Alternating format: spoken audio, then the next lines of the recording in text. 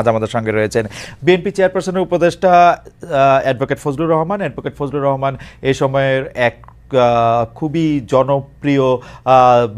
জনপ্রিয় মানুষ, যার কথা শুনতে চান, যিনি আবার সরকারের একটু সমালোচকও বটে। তবে আমরা অ্যাডভোকেট ফজলুর রহমান, আপনার সময়ের জন্য আপনি আমাদের সঙ্গে এসেছেন, সেজন্য আমাদের কৃতজ্ঞতা আপনি জানবেন। সাথে আরও রয়েছেন ব্যারিস্টার রুমিন ফারহানা। ব্যারিস্টার ফারহানা, আপনাকে আমাদের অনুষ্ঠানে স্বাগত জানাই। আপনি আমাদের সাথে যুক্ত হয়েছেন, সেজন্য আমাদের শুভেচ্ছা ও কৃতজ্ঞতা জানবেন। অনেকগুলো বিষয় নিয়ে আমরা যেহেতু আলোচনা করতে চাই, আমরা কিছু বিষয় নিয়ে আপনাদের দুজনের কাছে একই প্রশ্ন করতে চাই আমি, যে আপনি আওয়ামী লীগের এজেন্ট, কেউ বলছেন আপনি বিএনপিকে আওয়ামীকরণ করতে চাইছেন। আমাদের প্রশ্ন, আপনি যেভাবে বক্তব্য রাখছেন সম্প্রতি, এই বক্তব্য কি আপনার দল আপনাকে সমর্থন করছে কিনা, বা আপনার দলের পক্ষ থেকে কেউ কোনো কিছু বলছে কিনা? অনেক সময় মনে হচ্ছে যে আপনি আওয়ামী লীগের ভয়েসে বা কণ্ঠে কথা বলছেন, বা আওয়ামী লীগের সুরে সুর মিলিয়ে কথা বলছেন। ফজলু ভাই, আপনি যদি আমাদের একটু বলতেন। আমি আওয়ামী লীগের সুরে কথা বলি, আমার দলকে আওয়ামীকরণ করার চেষ্টা করছি। এত বড় মানুষ যে আমার কথায় বিএনপি আওয়ামী লীগের আওয়ামীপন্থী হয়ে যাবে, তাহলে তো আমার মতো এত বড় মানুষ আর এই দেশে নাই। আসলে আমি যদি আমার দলের বিরুদ্ধে কথা বলতাম, তাহলে তো আমার দল তো একদিন আমাকে জিজ্ঞাসা করতো। আপনারা কি কোনো পত্রিকায় বা কোনো টকশোতে বা কোনো ইউটিউবে দেখেছেন যে আমার দল আমাকে জিজ্ঞাসা করেছে যে আপনি কেন এই রকম কথা বলেন? কারণ আমি জানি আমার এই দলটি, বিএনপি, একটা লিবারেল ডেমোক্রেটিক ফ্রন্ট বা প্ল্যাটফর্ম, পার্টিও বলে অনেকে, লিবারেল ডেমোক্রেটিক। এই দলটি গড়ে উঠেছে একজন নেতার নামে, বা একজন নেতা যার নাম শহীদ প্রেসিডেন্ট জিয়াউর রহমান। উনি দলটি প্রথমে উদ্যোগ নিয়ে গঠন করেছিলেন। তখন আমি ওই দলে ছিলাম না, এটা না থাকাটা কোনো অপরাধ না। আমি তখন ছাত্রলীগের প্রেসিডেন্ট ছিলাম, বা ছাত্রলীগ করতাম, বা আওয়ামী লীগ পন্থী বা বঙ্গবন্ধু, সেটা ভিন্ন ব্যাপার। কিন্তু আমি আওয়ামী লীগ ছেড়ে যখন আমি বিএনপিতে গেলাম, সবকিছু জেনে শুনেই বিএনপি আমাকে ওখানে নিয়েছে। এবং বিএনপিতে যখন 2018 সনে আমাদের নেত্রী, দেশ নেত্রী বেগম খালেদা জিয়া জেলে চলে যাবেন 8ই ফেব্রুয়ারি 2018 সন, এর 5 দিন আগে 3রা ফেব্রুয়ারি লা মেরিডিয়ানে একটা মিটিং হয়েছিল উত্তরায়। ওখানে বাংলাদেশে শুধু আমাদের নেত্রী, দেশ নেত্রী বেগম খালেদা জিয়া সবাইকে বলেছে, আমি শুধু আজকে একজনের বক্তব্য শুনবো, ফখরুল ইসলাম আলমগীর, তুমি অ্যাডভোকেট ফজলুর রহমানের নাম ঘোষণা করো। কাজে যিনি সব আমার মাথার উপরের সমস্ত স্থায়ী কমিটির নেতাকে রেখে শুধু ফজলুর রহমানের বক্তৃতা শুনতে চায়, আমার কথায় দলের ক্ষতি হবে এবং দল আমার কাছে জানতে চাবে আমি কি বলেন। না, এটা দর্শকদের কথা। আমাদের মনে হয় যে আমি ওই দর্শকদেরকে চিনি।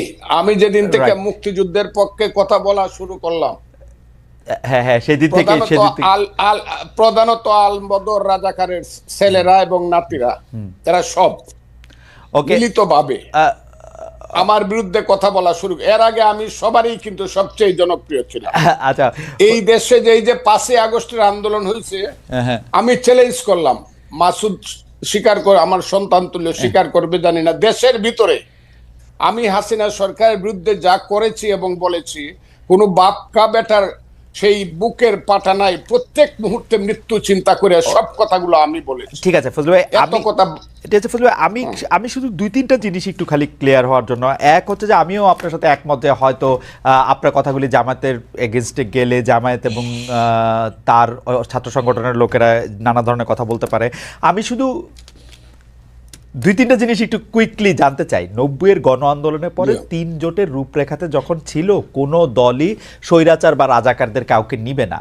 বিএনপি সবার আগের থেকে গিয়ে যখন তাদেরকে নিল, বা 2001 সালে যখন তাদেরকে পতাকা দিল গাড়িতে, তখনও কি আপনি একইভাবে প্রতিবাদ করেছিলেন? আমি প্রতিবাদ করা না করার প্রশ্ন না, তখন আমি বিএনপি করতাম না। তখন আমি বাংলাদেশে কৃষক শ্রমিক জনতা লীগ নামে কাদের সিদ্দিকী সাহেবকে নিয়ে, বীরুত্তমকে নিয়ে আমি একটা নতুন দল করেছিলাম।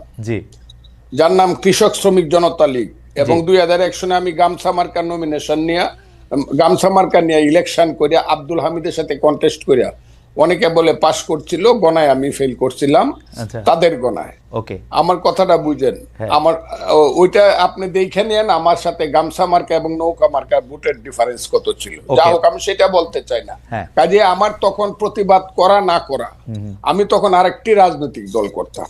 এখন যদি আপনি আমাকে আইসা 26 বছর পরে জিজ্ঞাসা করেন আপনি প্রতিবাদ করছিলেন কিনা, আমি তো সেদিন বিএনপি করতাম। ওকে, এটুকু আমার জানা ছিল।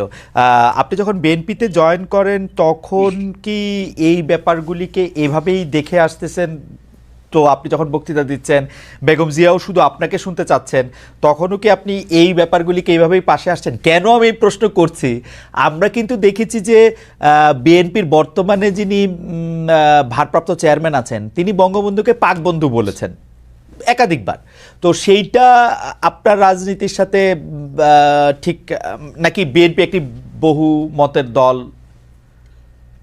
আমি বলি বিএনপি, আমি বললাম বহুমতের প্ল্যাটফর্ম। এখানে অনেক ফুল আছে এই বাগানে, অনেক ধরনের ফুল আছে। আমি সেখানে গেছি এবং কথা বলেই গেছি। তখন তারেক রহমান সাহেব দেশে ছিলেন না।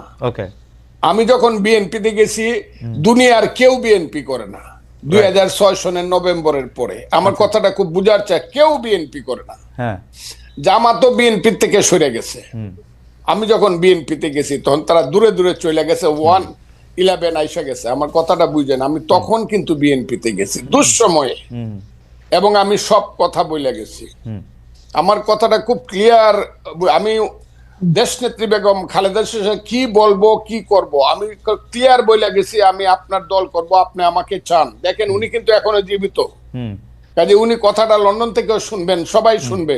আমি ওনাকে বলছি, আপনাকে আমি সাংঘাতিক পছন্দ করি, মারাত্মক ভাবে। যখন আমি ছাত্রলীগের প্রেসিডেন্ট ছিলাম তখন আপনাকে আমি ভীষণ পছন্দ করতাম। আপনার নিজস্ব চিন্তাধারার জন্য আপনি সব মানুষকে সম্মান করেন। তবে নেত্রী, আপনি যদি আমাকে নেন, একটা কথা বলে যায়, আমি কোনো কারণে মুক্তিযুদ্ধের আদর্শের বাইরে যাব না।